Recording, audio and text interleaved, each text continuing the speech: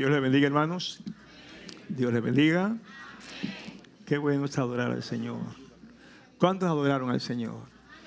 ¿Cuántos levantaron sus manos? Dijeron gloria, honor y alabanza. Eres digno de gloria, honor y alabanza. Dios todopoderoso, Dios bueno. Gloria al Señor.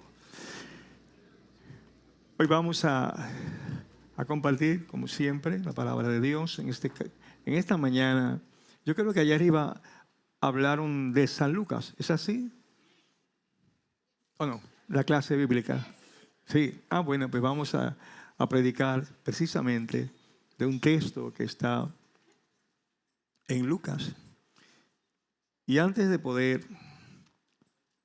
compartir la palabra de Dios, les invito una vez más para que estemos de pie, juntos, para orar, que la palabra de Dios corra y hable tu corazón, hable de nuestras vidas y quede sembrada para dar fruto. Padre, gracias por esta mañana.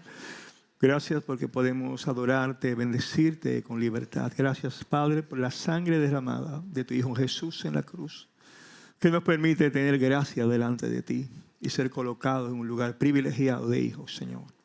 Te pido que tu Espíritu Santo nos hable, que tu Espíritu Santo me use como un vaso en esta mañana. La gloria siempre es tuya, Señor. Te pido que si alguien no te conoce, no se ha acercado a ti, tú le concedas salvación. Padre, te lo pido en el nombre de Jesús. Amén. Se pueden sentar. Jesús conoce nuestras pruebas. Ese es el tema de esta mañana.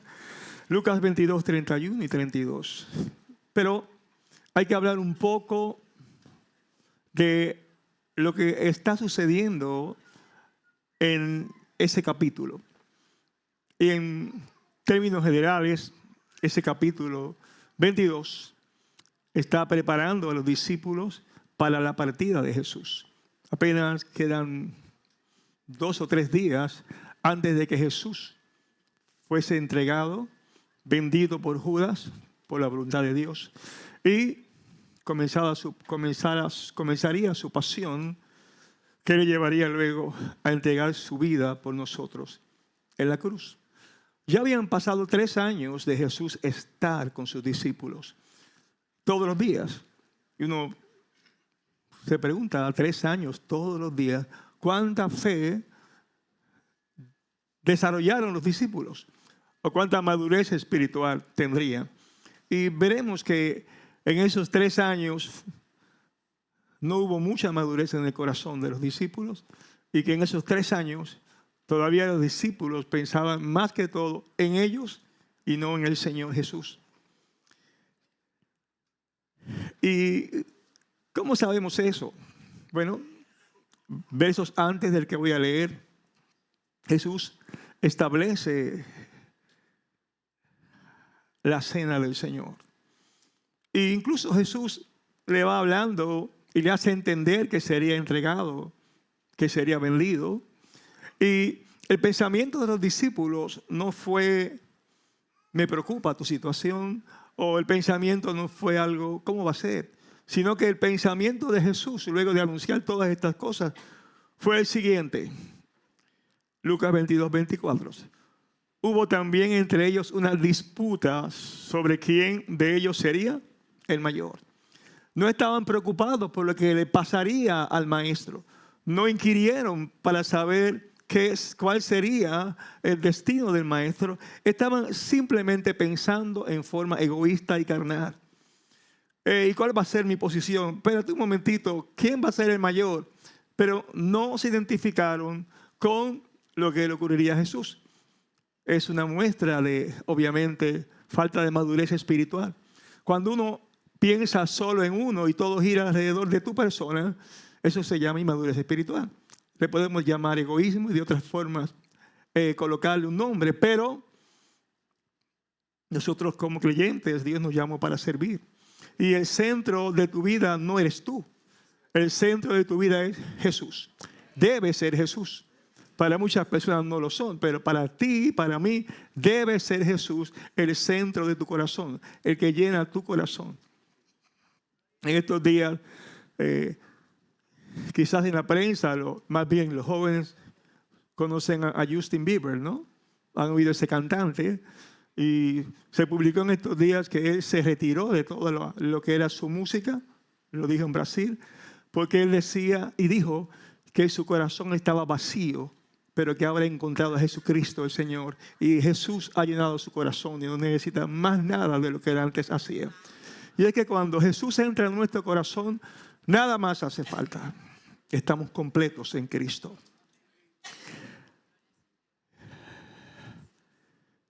Y en esa situación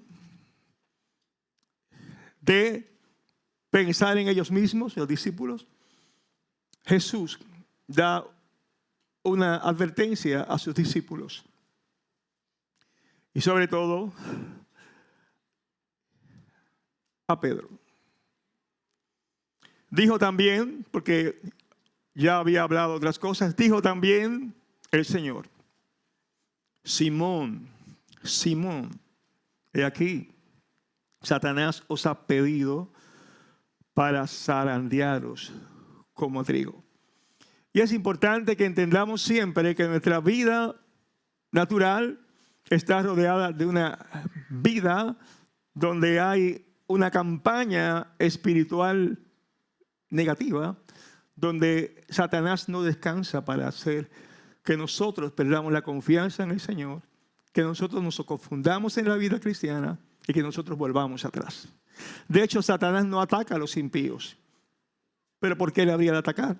Si el impío va camino a la perdición, que es el deseo, la misión de Satanás, no hay necesidad de estorbarle.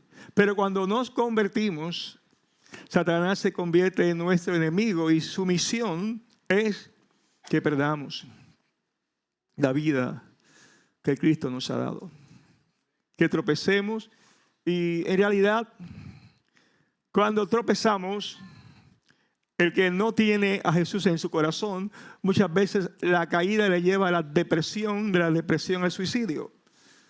Pero el cristiano cuando tropieza, aunque esté triste, tiene la oportunidad de la reconciliación y tiene la bendición del Espíritu Santo que nos limpia y que nos consuela y que nos ayuda. Nosotros siempre tenemos a Dios en nuestra parte. Y cuando te sientes que no has logrado caminar con la suficiente integridad o santidad que el Señor se merece, puedes humillarte y puedes decirle al Señor: aquí vuelvo. Señor, limpia mi mente, limpia mi corazón, santifícame, gloria al Señor.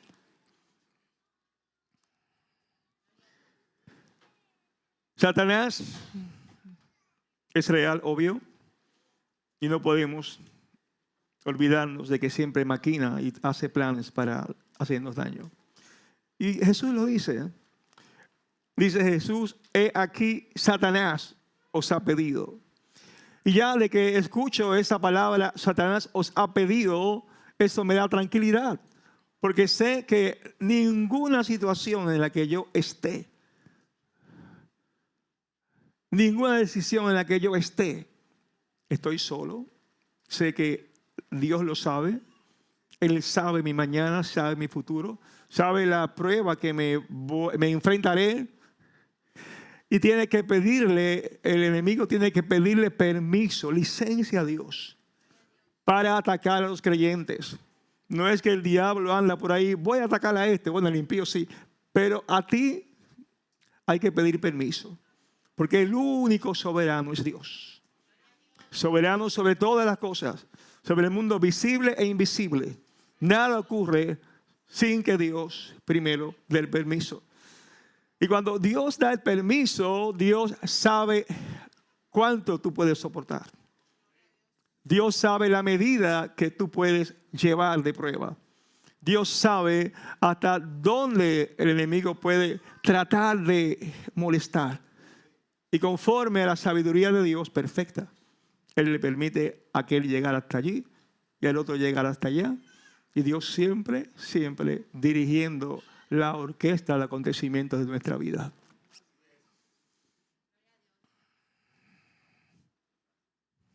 De hecho, es importante que nosotros los cristianos estemos conscientes de esa realidad espiritual.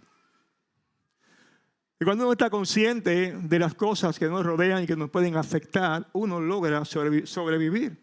Por ejemplo, usted no va a la playa y nada contra la corriente. Usted, si no es un buen nadador, no se va a meter en lugares donde las olas son altas. Si hay un fuego, usted no se va a acercar cerca de la llama, sabiendo que puede quemarse. Usted entonces hace un proceso de salvaguardar su vida y proteger su cuerpo. Por eso la gente anda con tantas máscaras, ¿no?, en estos tiempos. ¿Por qué? Hay virus que se pasan por el aire o lo que sea. Pero el punto es, cuando uno tiene conciencia de que algo nos puede ocurrir, uno se guarda, uno se cuida. Nadie sale bajo cero sin abrigo. Uno no quiere que le dé una enfermedad. De la misma manera, usted como cristiano debe estar consciente de este texto que dice, sobre toda cosa guardada. Ustedes lo saben. Sobre toda cosa guardada. Guarda. Oye bien la palabra. Sobre toda cosa guardada. Guarda tu corazón. Porque de él mana la vida. Proverbios 4:23. Y no es que te vas a tomar tu medicamento para la presión. No, no. Está hablando en forma espiritual. Tus pensamientos, tus propósitos, tus planes, tus sentimientos. Guárdalo. Porque de él mana la vida. Otro texto nos dice, así que, amados, puesto que tenemos tales promesas, limpiémonos de toda contaminación de carne y de espíritu, perfeccionando la santidad en el temor de Dios. Dos cosas son importantes en estos textos sobre vida espiritual. Primero, guardo mi corazón. Y segundo, me tengo que limpiar de toda contaminación de carne y de espíritu. Quiere decir que cuando vamos por la vida, nos vamos ensuciando sin querer. Usted, cuando tiene una ropa, una camisa cara o tiene un vestido bueno, nadie quiere que le caiga una mancha al vestido. Y de momento, cuando usted llega a su casa y se mira en el espejo y ve una mancha, y dice, ay, dañé la camisa, se me dañó el vestido. Usted no está consciente de cómo lo hizo muchas veces, pero tiene que tratar de salvarlo. Cuando estamos en la vida, nos contaminamos sin darnos cuenta, en nuestros pensamientos, en nuestras decisiones. Nos contaminamos, el mundo nos contamina, los amigos nos contaminan. Y entonces es el momento de saber orar y pedirle al Espíritu Santo que nos limpie, que nos ponga en el lugar correcto, que quite toda amargura o quite todo espíritu de enojo. Y que conscientemente guardemos el corazón. Gloria al Señor.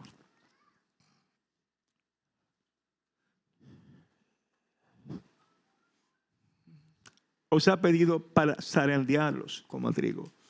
¿Y qué es eso? Bueno, es la forma en que usted separaba el trigo de lo que no era trigo.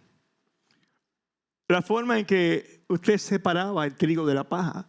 Usted no come paja. Así es que había que buscar la manera de que el trigo llegara a mi mesa, y la forma era, bueno, pues usted lo echaba en una especie de filtro que ellos le llamaban criba, y en ese filtro usted empezaba a tirar y a mover, y entonces abajo quedaba la paja y arriba quedaba el trigo.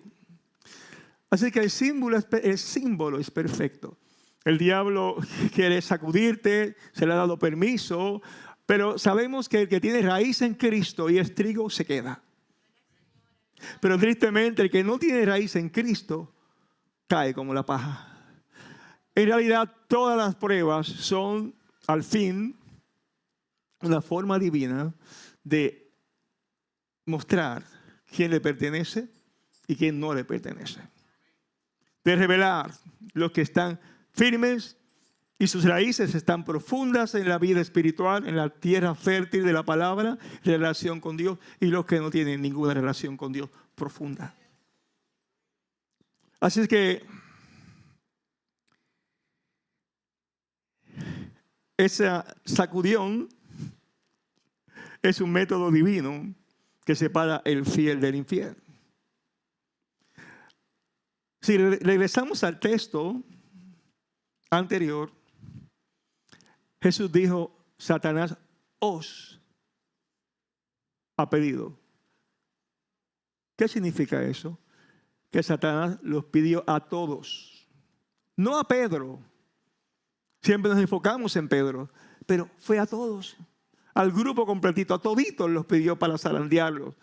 Sin embargo, Pedro iba a ser el más atacado y Pedro necesitaba de una fortaleza especial. Así que ese texto nos indica que el enemigo quiere pedir a todos los cristianos para zarandearlos.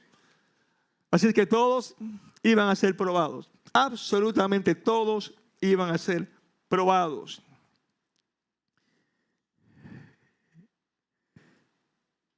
Y así sucedió. Nosotros tendemos a pensar que el único fracasado en la prueba fue Pedro. Pero todos fracasaron porque el resto de los discípulos, cuando Pedro fue arrestado, ¿qué hicieron? Digo, cuando Jesús fue arrestado, ¿qué hicieron? Se fueron todos. Todos salieron corriendo. Así que todos ya ahí cayeron. Todos no tenían suficiente fe como para caminar con Jesús, que obviamente iba posiblemente a morir, ellos pensaban. Y ninguno quería ser arrestado con el Señor Jesús, que ellos siguieron y escucharon 3 años y medio. Y el único que se quedó fue Pedro. Se quedó cerca, pero se quedó. Así que en ese instante, aquellos hombres huyeron. Pero Pedro no huyó. Pedro caminó y fue al lugar del arresto.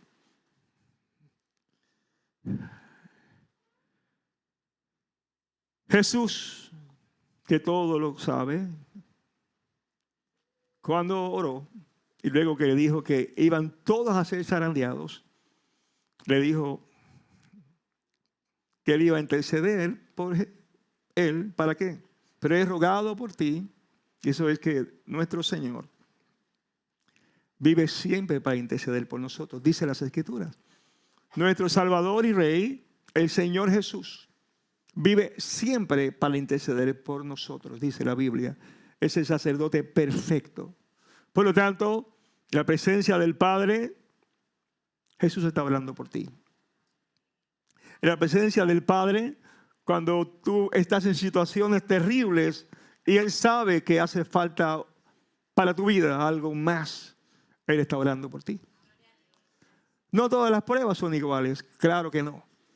Y Jesús sabía que Pedro iba a tener un momento más difícil que el resto de los discípulos. Jesús sabía que incluso esa situación podía hacer de tambalearse en su fe. He rogado por ti para que tu fe no falte. Y es que sin pruebas, la fe no se fortalece. Sin pruebas, no hay crecimiento. Las pruebas fortalecen nuestro carácter. Las pruebas son el abono de nuestro crecimiento espiritual. Así que si piensas que la vida cristiana es sin pruebas, está completamente equivocado, porque Dios está interesado en edificar tu alma y edificar tu fe, edificar tu confianza, y ese es el método divino. Dios sabe que cuando una persona es probada, saldrá como el oro más fino, pero Dios sabe que sus hijos, cuando son probados, Dios les envía gracia suficiente para salir de la situación, porque Jesús está orando por ti.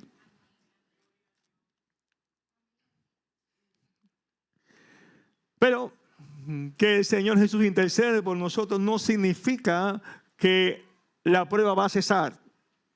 Fíjense que Jesús no oró para que Pedro saliera de la prueba. Jesús no oró para que la prueba fuera corta o larga. Así que la oración de Jesús no fue quitarle la prueba, sino que su fe no falta. Muchas veces en nuestra vida oramos y oramos y oramos por una situación y todos quisiéramos que la situación se fuera. Pero el propósito de Dios es que tú crezcas en fe. Y por tanto, si la prueba es quitada antes de tiempo, tu fe no funciona. Es como el médico que le dio a un paciente una receta y el paciente no utiliza la receta todo el tiempo que debe para sanarse. Si no se toma el antibiótico los días necesarios, no progresa. Así es que hay cosas que no pueden ser quitadas porque es necesario para tu vida. Que el Padre interceda por ti no significa que se acaba la situación, pero sí significa que Dios estará contigo para que tu fe no falte.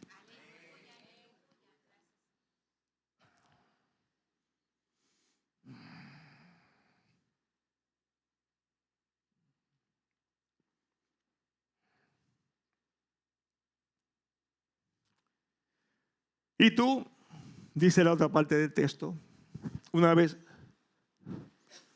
se me quedó algo del texto que no estoy mirando ahí, una vez vuelto, y tú una vez vuelto, de hecho la versión católica en la Calcolunga dice, y tú una vez que te conviertas. Jesús sabía que la situación le iba a llevar a un estado de dolor, de vergüenza, que cuando él negó a Jesús y Jesús le miró, salió llorando. Imagínense un sentimiento de vergüenza, un sentimiento de traición, un sentimiento de que no soy digno. He traicionado al que dije que amaba. He traicionado al que dije que nunca me apartaría de él. Y Satanás muchas veces se apodera de nuestros pensamientos para expandir la situación, para expandir el cómo tú te ves a ti mismo, para que te entristezcas y pienses que no hay oportunidad de misericordia de parte de Dios. Te llena de mentiras la cabeza, te hace pensar que eres un inepto y que todo se acabó. Y todo eso es mentira del diablo, que es padre de mentira. Nosotros siempre tenemos un Padre que nos ama, un Padre que nos recoge, Dios dispuesto a bendecirnos, y tenemos un camino directo hasta la presencia de Dios por el sacrificio de Jesús en la cruz del Calvario. ¿Quién es tu dueño y te compró con su sangre? Así es que Jesús sabía de antemano que él iba a tener una crisis de fe, pero Jesús, que todo lo sabe, también vio que Pedro volvía. ¿Qué le pasó a Pedro? En Lucas 22:33, cuando Jesús le anuncia a Pedro lo que iba a suceder, él le dijo, Señor, dispuesto estoy a ir contigo, no solo a la cárcel, sino también a la muerte. Lo que Pedro quiso decir es cierto, le amaba, pero su confianza estaba en su propia persona. Yo tengo la capacidad, yo tengo la valentía, yo soy un tipo fiel y estoy dispuesto a morir por ti. Así es que él confió en sí mismo, en su capacidad humana, pero él midió mal. Él pensó que tenía la capacidad, pero cuando llegó el tamaño de la prueba, se dio cuenta que no tenía la capacidad. Muchas veces nosotros nos sentimos fuertes, nos sentimos que todo lo podemos, que a mí no me va a pasar, que aquel sí, pero yo no. Y entonces nos metemos en situaciones peligrosas y luego caes de cabeza porque tú no tienes la capacidad. Pecaste, fracasaste, porque tú no tienes la capacidad.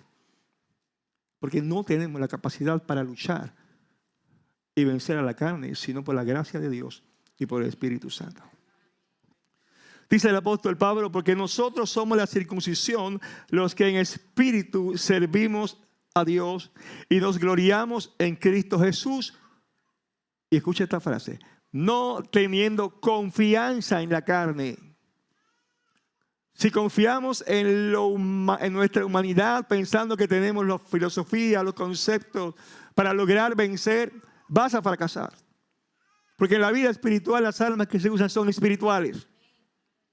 Porque en la vida espiritual solo vence el que puede orar y solo vence el que está lleno del Espíritu Santo.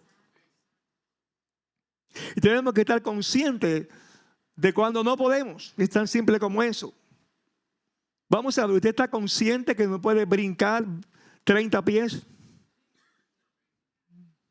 Por lo tanto, si yo veo frente a mí un barranco que tiene 30 pies, ¿qué hago? Me bajo por la escalera y luego subo por la otra escalera. No hay nada que hacer. Pero si veo que tiene 5 pies, yo me arriesgo. 5 pies de ahí.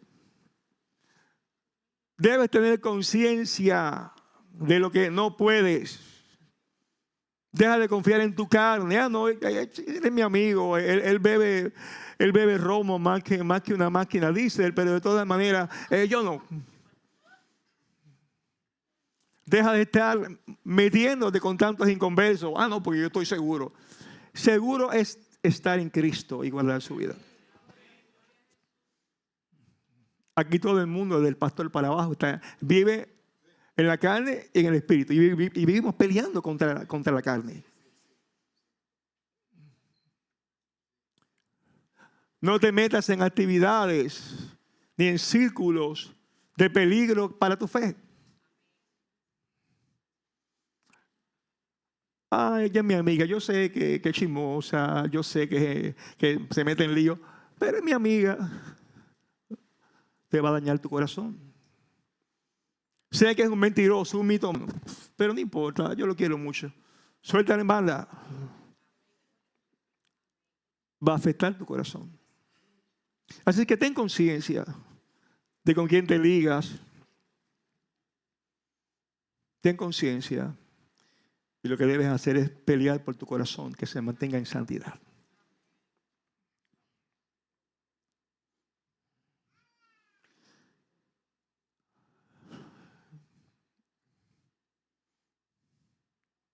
Y tú, una vez vuelto, es hermoso esto, confirma a tus hermanos.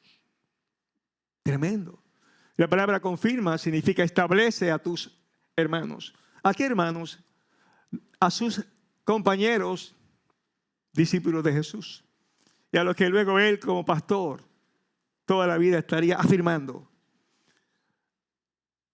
Dios tenía un propósito con Pedro. Y él tuvo el privilegio de ser probado más que ninguno, pero al final Dios le dio a él la autoridad. Porque la experiencia que vivió Pedro aprendió o le enseñó más sobre su carácter. Lo que pasó le hizo ser un mejor apóstol y un pastor más efectivo.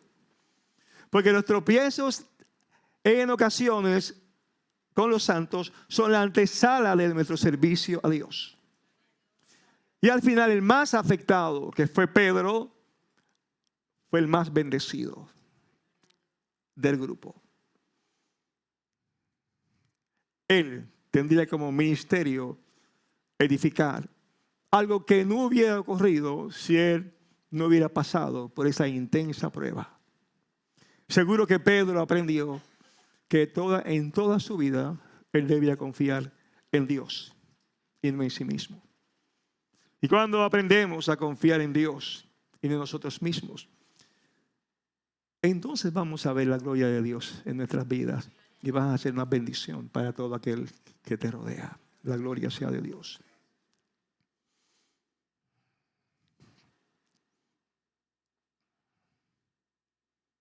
Al final, cuando estés en pruebas, quizás hoy no tienes ninguna, o sí, pero cuando lleguen las pruebas, recuerda que Jesús está a la cabeza, intercediendo por ti, organizando todo, orando por ti, guardándote a ti. Recuerda que no hay prueba que Dios no haya diseñado para ti y que Él conoce la calidad de tu alma y de tu corazón para poder darte el privilegio de ser edificado a través de la prueba y luego bendecir. Y recuerda, en resumen, que al final saldrás más capacitado para ser un instrumento de Dios, y la voluntad de Dios es que dé fruto y fruto en abundancia. Así es que te sirva esta palabra para animar tu fe, para que tengas esperanza y tengas confianza en el Dios que te ha escogido, en el Dios que te guarda, en el Dios que te ama. Estemos sobre nuestros pies.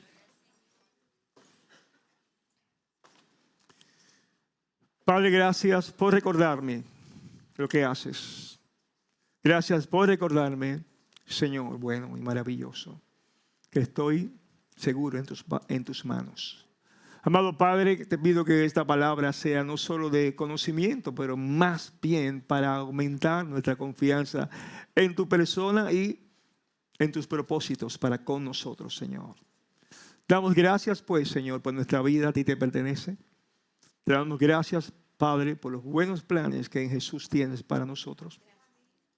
Te damos gracias, Jesús, por amarnos, por cuidarnos, por interceder por nosotros y por haber enviado tu Espíritu Santo a nuestras vidas. Gracias. Te bendecimos, Padre. Amén y amén.